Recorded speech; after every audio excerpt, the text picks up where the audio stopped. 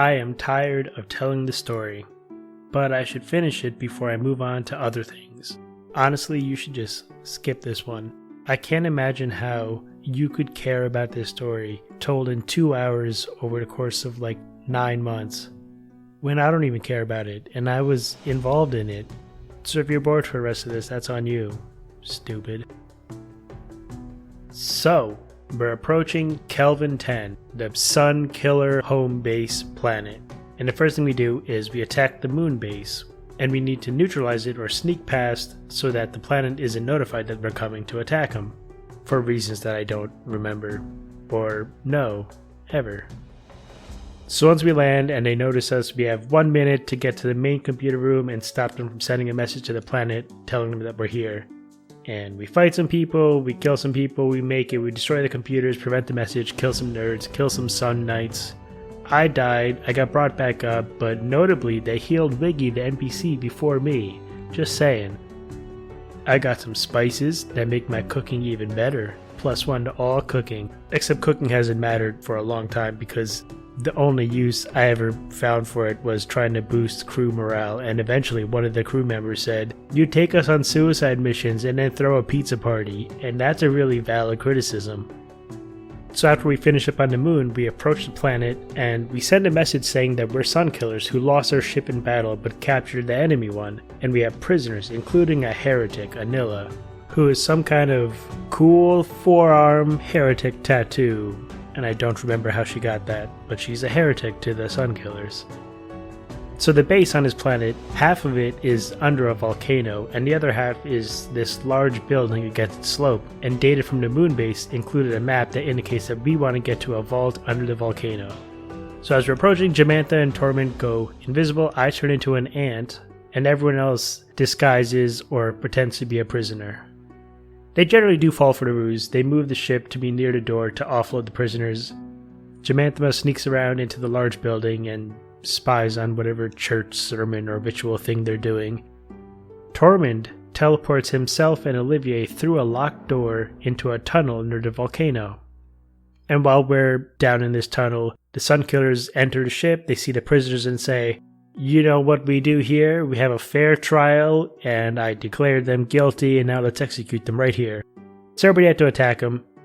Tormund and I are sneaking through a tunnel, and we come to a vault which has 2 Sun Knights and some kind of accountant. An accountant fireballs me and almost fucking kills me. But I heal, and I escape, I run away. The Sun Knights on the ship are getting killed. Anila gets a double crit with her Eldritch Blast, and her attacks start literally melting enemies into shadows. And we're seeing glimpses of her Eldritch Horror patron, because she's a warlock. A cleric named Sparky from the Sun Killers, he gets a name. He escapes the ship and he casts Sanctuary on himself so nobody can hit him. I run up to him and I fail my wisdom save, which means I can't hit him because of the Sanctuary, so he thinks I came up to save him and he gives me a big hug. And everyone else fails their wisdom saves too, so we end up just in a big group hug with Sparky. And the next turn, I pass the save and I stab him in the gut. And then he whispers, "I forgive you." And then I stab him again. And then I get killed by a guard. And then Chuck leaped over my body to go hit someone with his axe. This motherfucker, this is like the 5th time they've not given a shit that I was dying. He's the ship medic. These fucking people. They finish killing everybody, they bring me back up, and we enter the volcano tunnel, which I guess Tormund and I opened from the inside or something, I don't know. And as we go down into the tunnel, we run into Jamantha, who found her way in from the other side, and we enter the vault, and we find ourselves on this narrow path between 2 floor-to-ceiling lava flows. Picture how you would decorate your base in Minecraft. It looked like that. And then we get attacked by Sun Knights, and they are immune to fire, so they're entering the lava and attacking us from inside the lava or trying to pull us in. Tormund rushes ahead to the far end of the tunnel and he sees a beholder. And if you don't know what that is, I don't know, just look it up. You probably don't care. And there's also a bunch of treasure and a ship that says Portal Chaser on the side, which we recognize as one of the ships from the pirate Rockhart's fleet. And the beholder is wearing some kind of religious pendant. I don't know how. Beholders don't have necks as far as I know, so he's glued to his forehead or something. And we realize that the Beholder is the leader of this sun religion. Weird. So since Tormund ran ahead, he got slowed, petrified, paralyzed, every condition in the game. We're in the tunnel, fighting the Sun Knights. I kill one coming up behind us, then go up and try to stop another that's attacking the party, and I get killed. And I'm down for most of the rest of the fight. 2 failed saves before I'm brought back up. 6th time. So finally I'm back up from dying after my 2 failed saves, and the fight is mostly over by now. I springboard off and Chuck's back, Kung Fu Chop the Beholder. And someone else kills him because my Kung Fu Chop is shit. And when the Beholder dies, this whole cavern that we're in starts crumbling and lava starts coming up out of the floor, and we have to call our moms to come pick us up from the slumber party because someone peed in my pants. So the helpless escape lowers as far as it can get into the volcano and drops a rope. So I just fucking cheese it up that rope. I'm a monk, I climb fast, I dash, all the things. I'm fucking out of here. Fuck everybody else, you guys can figure your own way out. And they get on the portal chaser, and Razlas manages to figure out how to pilot it, and he flies everybody up to the ship. So then we escape, and we're in sort of downtime mode. Razlas manages to connect with the ship, which has a sentient AI, and naturally, she becomes his big titty ship AI GF. And he learns that it's a portal ship. Surprise! Its name was Portal Chaser. Everyone else is kind of recovering from injuries sustained fighting the Beholder. Wiggy is all kinds of fucked up, and he's getting repaired and healed and augmented with new parts because he's a cyborg. And while this is happening, the captain pulls Olivier aside and tells him that they're running low on food supplies. And Olivier casually suggests cannibalism. He's turned down, but this would have solved our problems. So we have to make an announcement to the crew that we're going on half rations because we're fucked. We don't have food. And I can keep everyone alive using good berry, but you're not going to be satisfied eating 1 fucking berry a day. And the crew is the big mad, and Tormund, being a piece of shit, says, "We wasted food supplies throwing pizza parties for morale." And he's not wrong, but what a piece of shit. And that makes everyone even more mad, especially because he says, like, there's not... That's a good point, you gotta be there. So that's what we do. We just go on half rations, everybody's upset, morale is shit, and we continue on with nothing else really happening until we reach Treasure Planet. Wow! I think it's called Planet X, like X marks a spot. Something like that. And the next thing that happens is a session that I missed, and it just continues the trend of missing every critical session. We sort of retconned Olivier's part in this after. So Wiggy takes Anila to the front of the ship after he's been healed up and repaired and augmented, and they have their little Titanic moment. And then Wiggy stabs her through the chest. Turns out Wiggy and Tormund are working together. They kill a bunch of people, including Herdis and Curtis, the twin brothers that came on the ship with Rayla. And they subdue Razlas, they steal the portal ship, and they portal away. And naturally, as this is happening, there's a bunch of explosions, everybody's panicking, a bunch of dead people. And what happens with Olivier... He's in the kitchen, chopping vegetables as usual. Hears some explosions, thinks, I wish these people would shut up so I could focus on chopping these carrots. Half carrots because we're on half rations. And he turns around in the kitchen to find Rayla holding a gun to his head.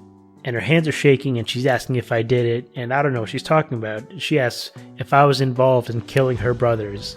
And I'm looking at her, I'm looking at the shaking gun, and I tell her to keep her hands steady. Like a dick. And she shoots me, and I got monk reflexes, so I grab a frying pan and block the shot. But then the pan bounces against my head and I take 1 damage. Then Rayla panics and she flees and she runs away. And I chase after her, and I see as I'm running through these halls after her, something's going on. Look at all this shit going on. Everybody's panicking. But I choose to ignore it and keep chasing her. And I chase her down to Wiggy's space bike, where she's about to board with her remaining brother, Chance. And she says... They're escaping, fuck this shit, and fuck these people, they killed my brothers, we'll get the treasure ourselves and escape. And she asked me to come with them, and I tell her I have to go back to get Caden, my jar of spices.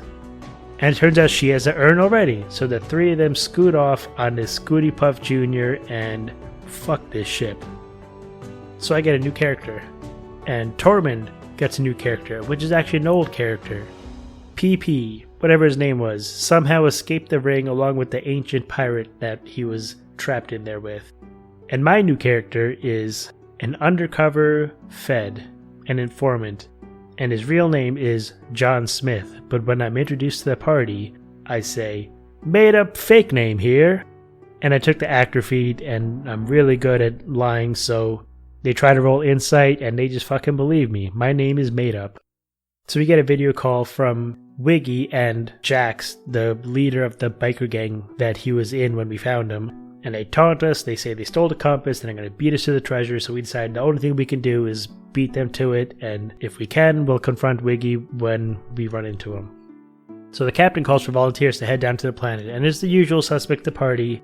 And then I volunteer, made up fake name here, plus a few nameless red shirt NPCs who can die when we need someone to die. So we get down to the planet, and we're wandering around, and Made Up falls back a little bit and reports to Sebastian on the Silver Vortex, the Fed ship, using this little communicator bracelet thing he has. Just letting him know where we are, what we're doing, what we're seeing here. There's a little bit of a fight when Jamanthema licks a rock for some reason, and it comes alive, and it turns out all the boulders are mimics, and we have to kill them. And then we come up to this tower behind a lake with a single bridge going across, and on the shore of the lake on our side are some of the bikers just hanging out. And as we're sneaking up, the captain asks Made Up about himself, because he's been on the ship since pretty much the start of the campaign, and no one has ever talked to him or knew his name, and I just go, "Ooh woo, I'm shy," and that works. So we sneak up to the bikers, and we suck at stealth, so we have to fight him. And I just happen to roll really lucky with Made Up, and I get like 3 boom headshots. And it's really the only time he's ever effective in combat. But we kill them all, we kill all the bikers. At one point, someone uses a spell that causes a loud thunderclap, and Olivier, Rayla, and Chance hear it. And I decide we shouldn't investigate because we need to focus on finding food and survival, and probably I should have just to keep things interesting, but whatever. So after we kill the bikers, we start crossing this bridge, and we get attacked by sharks. And for a while we're retarded and we try to fight him or just sprint past, and then someone realizes, oh, what if we just throw a body in the water? And then the sharks all go to eat that and leave us alone. So it was a puzzle, and we're stupid. So then we get to the tower, we go in, and we start climbing up the steps in the tower, disarming traps or avoiding them. There's some bikers, we fight them. And once we've cleared it all out, Made Up tries to sneak away to report back to the feds, and Jamanthema and PP make the perception checks to hear him. Or me. I'm Made Up fake name. So I try to lie my way out of it, but Jamanthema casts Detect Thoughts on me, and I fail to save, so she's just raping my brain. And what I do is, with sleight of hand, I turn on the communicators so that the Silver Vortex can hear this confrontation. I pretend that we're getting into a fight and then turn the communicator off so it sounds like it got cut off in a scuffle. I'm not really sure what I was hoping to accomplish with that. I was backed into a corner. So at this point I decide it's time to triple cross and work with the Hubble people. I explain the situation, I'm kind of trapped in this, I got caught for some crimes, and if I don't want to go to prison for the rest of my life, I help the feds spying and feeding them information. So what we do is, basically with a sword to my throat, we turn on the communicator again, and I tell the feds they got suspicious of me, but I turned the party against the accuser, and now they're all fighting each other. Nothing to worry about, take your time. And Sebastian says, "Aha, thieves have no honor. We'll be landing the vortex in an hour." And I tell him, nobody told me to do this, but I thought, why not be helpful? I've learned since I got here that the atmosphere is unsafe for flying large ships. I wouldn't advise landing the vortex.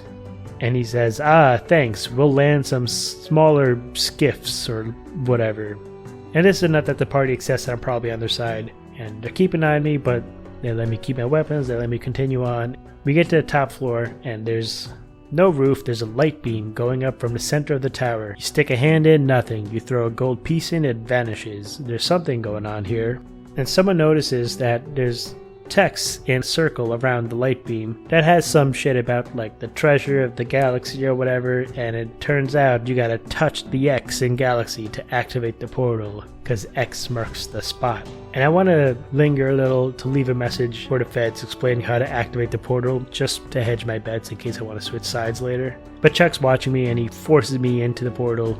We come out on the Golden Sun, just massive treasure piles all over the place as far as you can see. And ahead we see a throne, and on the throne is the pirate, Rackhart, who's a dragonborn, and he's inside of this bubble of force that we can't get to him. He seems catatonic, like he doesn't seem to notice us at all, and he's not moving, just sitting there. And we look closely and we see that there's a thread of energy connecting him to the throne, like through the back of his head, the same way that Razlas connects to the portal chaser. PP decides to climb on top of the bubble of force and take his pants off and teabag Rackhart, which you would think would work, but it didn't.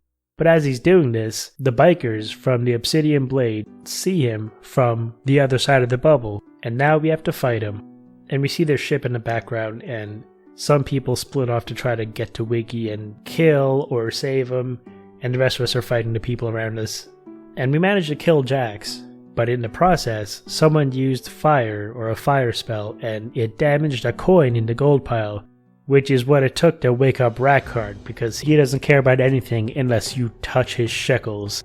So Rackhart wakes up, and it turns out he's a dragon, surprising no one. So at this point, Maadup decides, I'm not fighting a fucking dragon. He hides behind Jax's enormous body, and he gets a message from the communicator that the feds gave him that they are 4 turns away. But he can't respond because when he got caught after he fed them the fake information, they kind of crumpled his communicator and damaged it, so he can only receive and he can't send messages. But he finds that Jax also has a communicator on his wrist, and since he's dead, he doesn't complain when I take it. And I use the actor feat to pretend to be Jax, and I order the Obsidian Blade to fire on the dragon instead of the party. And this is the only time in history that the actor feat has been used effectively in combat. The DM walked away from the table when I did that, and then he shook my hand. Everybody was like, oh, Maadup did something! And that's the last time he's effective for the rest of this campaign. Anyway, while Maadup is doing this, he sees on this communicator bracer thing a message, upload complete, and he thinks, I don't know what that means. Instead, I'm going to try to use thieves' tools plus this working communicator as a guide to fix my Fed communicator. And I do. So I contact them and I request evac, but also when they get here to prioritize attacking the dragon as a target. So now we got the party fighting the dragon, the ship Obsidian's Blade firing on the dragon, and then the dragon uses a breath weapon and kills almost everyone. But then Olivier comes to the rescue. Olivier, Chance, and Rayla scoot in on their Scooty Puff Jr. to save the day. Olivier hands out good berries to the kids and tells them to revive people and warns them to stay near the bike and cheese it if things look bad. And he jumps off and does a flying jump kick to the dragon's face, which probably missed. So people start coming back up and Olivier's kind of trying to kung fu the dragon, mostly missing, but at least, holding his attention. And then the Hubble's escape arrives, and the dragon flies up to attack the ship directly. We thought the Hubble's escape arriving would be a good thing, but it just puts it at risk, and it's not hitting any of the attacks with the ship cannons. So at this time, we introduce Chuck's backup character. And I don't remember his name, but he's a paladin, and he has some role on the ship, and he jumps on the dragon and pins its wings to powerbomb it into the ground. And Maadup casts invisibility on himself and continues hiding like a coward. Suddenly, out of the Obsidian's Blade, a fucking Gundam comes up. This is Jax V2, and Maadup understands what upload complete means. So now we got a dragon, and we got a giant Gundam warrior, and he regains control of the Obsidian Blade, orders them to fire on the party again, and the feds arrive. They, as Maadup requested, start firing on the dragon, but they're using AoE weapons, so if you're next to him, you're still getting fucked up. We're still chipping away at the dragon, missing most of our attacks, but we're hitting it a bit, and we managed to sever the connection from the back of its head to the throne, disconnected from the control seat. So Anila gets in the throne and connects it, and she surrounds herself with the wall of force. And as she does this, her patron, who gives her her powers, this eldritch horror, whose name is Gus, attempts to take control from her. since he's got a connection into her head and he needs someone to get into throne to use that as a vector to gain control of the Golden Sun. She uses the Golden Sun controls to end some terrain effects and whatever, but mostly all she can do is just make saves to fight off Gus. So I decided to try to do something useful with maadup, so I figure out that if I want to somehow fuck up this uploaded consciousness thing for Jax in his Gundam suit, I'm going to have to get to a control panel way up on the head of the machine. So I start climbing up his back, and I'm still invisible, so they don't know I'm there. I doubt he has skintanium armor with nerves that feel dudes climbing up him. And I get maybe halfway up, a little more. I'm probably like 60 feet up, and then Jax gets hit by dragon fire breath full force, and maadup, who's invisible, they didn't even know he was there. He just got accidentally killed, and he falls 60 feet to the ground, and he's lying on the ground dying. And the dragon, when he's on death's door about to die, takes one last breath weapon, and he's targeting Olivier, Rayla, and Chance. Olivier completely avoids it. He makes a dexterity save, and then with monk features, he just takes 0 damage.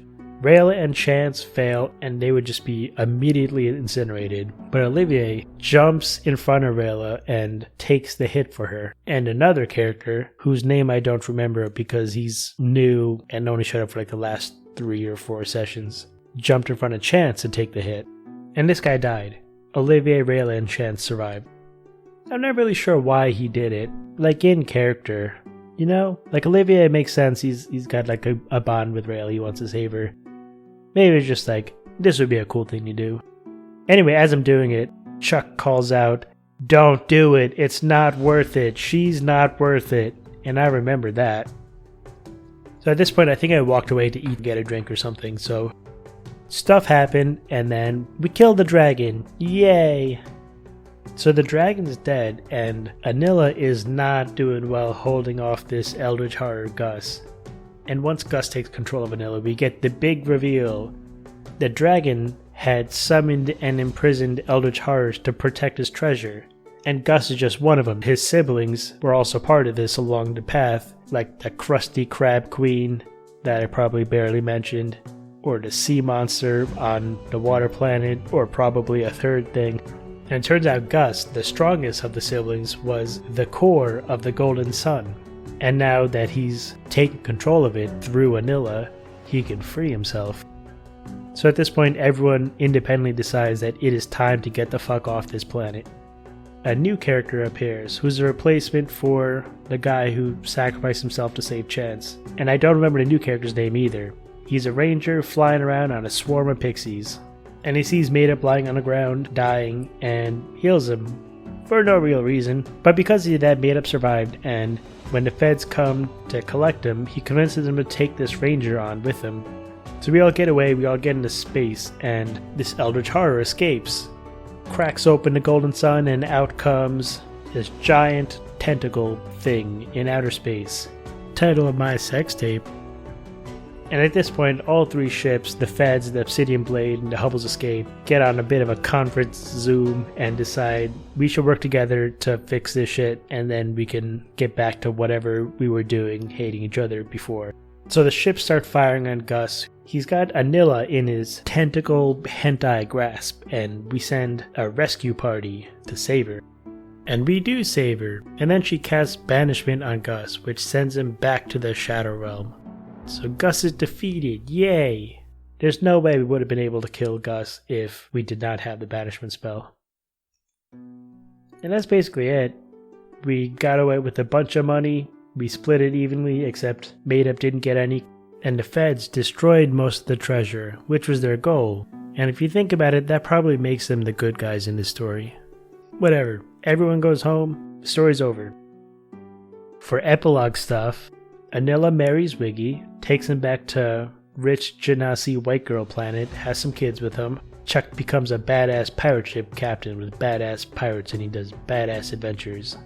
Jamantha becomes a captain of some sort of atheist missionary ship, like anti-missionary, covering as traveling bards, using her music to subtly spread the idea that everyone should think critical of authority figures, trying to prevent things like religious zealots and people who blindly follow Federation orders.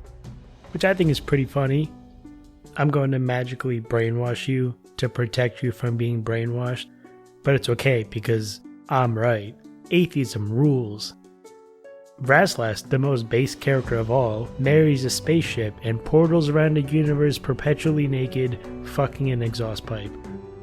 B3? I don't know. I think maybe he came back to life. PP gay marries the pirate that he was trapped in a ring with, and I think they moved to Nilla's planet too? Maadup, since he didn't get any treasure, just gets away with a pardon for his past crimes, and he returns to a life of future crimes. Olivier, the best character, the frog chef from the planet France, asks Anilla for a recommendation of a good school district where all the bougie kids go. He moves to her planet, adopts Rayla and Chance, and enrolls him in school. And Rayla says she wants to go to culinary school when she graduates. I think Rayla's like 13 or 14 and Chance is 16, so they'd be like going to high school. And then Hurtis and Curtis get resurrected by someone, and they ask to go to school too. They're 18, but retarded, so we set them up in some kind of special needs autism wrangler school. So basically, Olivier becomes a cuck, raising someone else's tadpoles. Whatever. I'm gonna go back to some schizo stuff, and I might DM a campaign, a shorter one, 4 weeks maybe, and then you'll have to sit through that. And I've been seeing the blind man and his son walking in the morning, so it's nice to know that they're doing alright. The end. Jews.